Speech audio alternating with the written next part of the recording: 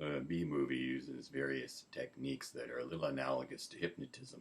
One of these is confusion, presenting things that don't make any apparent sense, but which can't be analyzed easily at a conscious level. And since the B movie, by its very nature, is not supposed to be a very good movie, it doesn't attract a lot of critical attention and analysis, which makes it, in a good way, an effective tool for influencing people, but in a bad way, as I would see, as to the results obtained from that influence. The technique employed at one point has to do with the confusion generated by time distortions. I've discussed space distortions in an earlier video and how they foreshadow the dangers that Barry will face. The time distortions have to do with the newspapers, and they're quite closely associated with dangers that Barry faces. He bounces off a newspaper when he's pulled into the car, when the family is panicked because he's in there with them. And that sequence has several of the dangers that will eventually be factors in endangering him later on, particularly when he meets up with Ken. Now, Ken, in some ways, is the anchor to reality in the movie.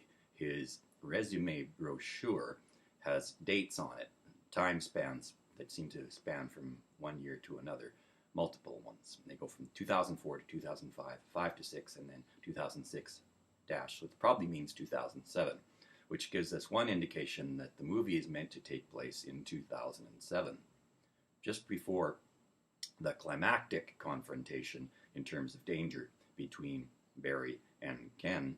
We see the newspapers headlines shown, and one is thrown down after another. There's a pile of 3 of them. Telegram, I think, is fictional in that I can't find current reference to it. There doesn't seem to have been a New York telegram that I can find since about 1931. And its date is July 8th, 2007. I think that might be meant to be the real date. But the next ones, even though they're describing much the same events of the trial, are dated earlier. The New York Post is dated July 7th, 2004.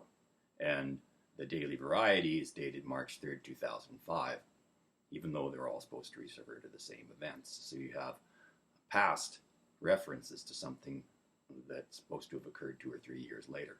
Now, the reason, I think, may be an extension of the same principles that were used with the latitude and longitude in the family vehicle. I've looked up the New York Post, at least. And the Daily Variety is harder to access, and I haven't gotten into that yet. But the New York Post has archives that you can easily look to, and which I will link to.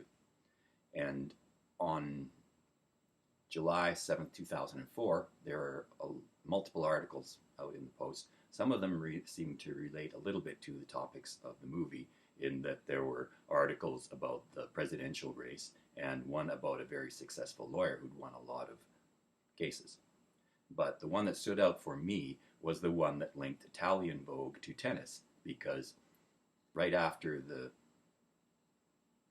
magazine articles are shown, the front pages of these magazines, that's when Ken goes and attacks Barry, and Barry has been discussing tennis because he got stuck to the ball when Vanessa and Ken were knocking it back and forth, and he then gets attacked by Ken using, among other things, a copy of Italian Vogue. The connection between these 2 things is in a New York Post article about Maria Sharapova.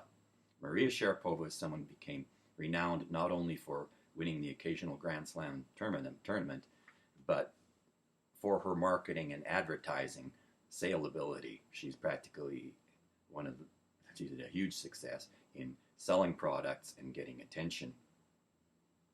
And that was really launched about the time that the article came out, because she won Wimbledon and she was featured in a 9-page photo spread in Italian Vogue. So there you have 2 of the references and 2 of the things that might have been on the characters' minds, because they are in the New York Post in the article that's sitting on the table as they're talking about how Barry was almost killed playing tennis, involuntarily, and then was attacked by, among other things, a copy of Italian Vogue.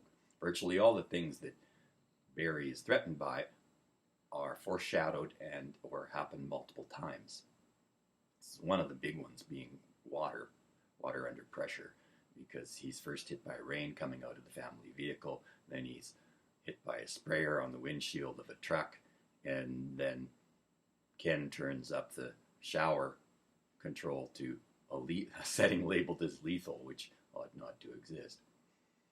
But the spraying followed by ignition is something that's repeated. It's in the piston of the family car first, and then there's aerosol spraying from the grandmother inside the vehicle, and then Ken sprays flower perfume on Barry before lighting it. So all these things are recurrent threats to Barry in the course of the movie, and they're foreshadowed or repeated.